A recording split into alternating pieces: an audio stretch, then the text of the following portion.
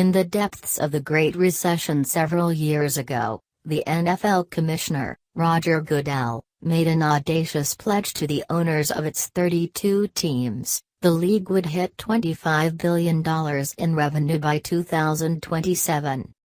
To reach that number, the league, whose value now is $13 billion, would have to grow by about $1 billion a year, no easy task in a crowded sports landscape.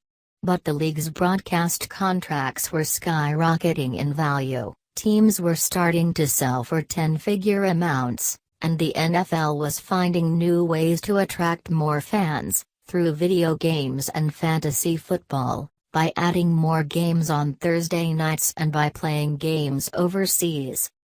Bankers were willing to lend huge sums to owners to help them build big, modern stadiums with luxury suites and other income-generating features. A winding road could be paved from Goodell's pronouncement that day to the decision, announced Thursday, that the San Diego Chargers will move to Los Angeles and will ultimately play in a $2.6 billion sports palace. The Rams, who moved to Los Angeles from St. Louis last year, are building. Continue reading the main story. Related coverage. Congratulations, Los Angeles, you now have two terrible football teams. January 12, 2017. Chargers are said to be moving to Los Angeles for next season. January 11, 2017. The Chargers' move is expected to presage another, with the Oakland Raiders gearing up to abandon their home in the coming weeks and bring NFL football to Las Vegas for the first time. These moves will ultimately help the league meet its financial target, even at the expense of medium-sized cities like San Diego and St. Louis, and possibly Oakland, left without the prestige of football teams.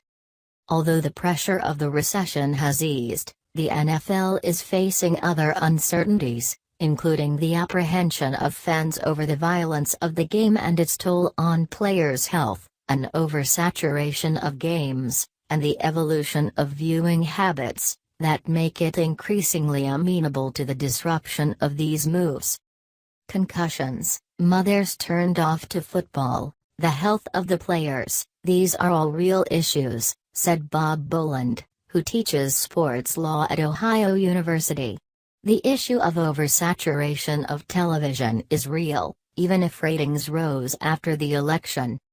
For the league, moving a team often reaps a financial reward. In the case of St. Louis, the league was trading the country's 21st largest market for its second largest. Before they even took the field in Los Angeles, the Rams doubled in value to $2.9 billion, sixth highest in the league, according to Forbes, largely because of the prospect of the naming rights, sponsorships, ticket sales and other revenue the new stadium was expected to generate. The move helped increase the value of all franchises by 19%, and the owners would all receive a share of the $650 million relocation fee that the owner E. Stanley Kroenke has to pay. Still, the N.F.L. may be a victim of its own success. For the first time, ratings for every one of the league's major television partners declined this season. Although the league blamed the distraction of the presidential election, analysts see deeper cracks in the league's business model.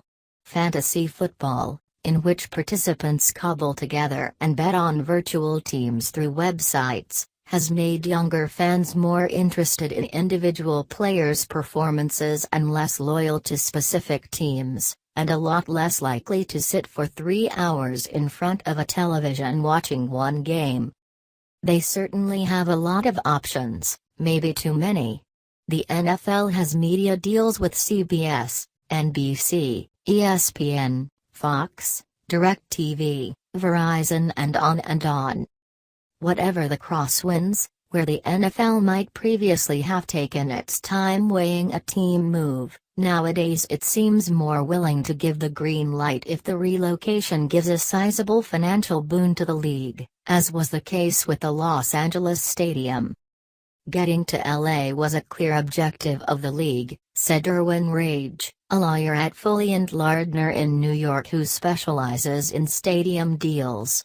Now they'll have 2 teams instead of 1 and hope it drives revenue. For years, the Chargers owner, Dean Spanos, failed to persuade lawmakers and residents in San Diego to provide hundreds of millions of dollars to help him build a new stadium to replace the aging Qualcomm Stadium. Thank you and please subscribe our channel.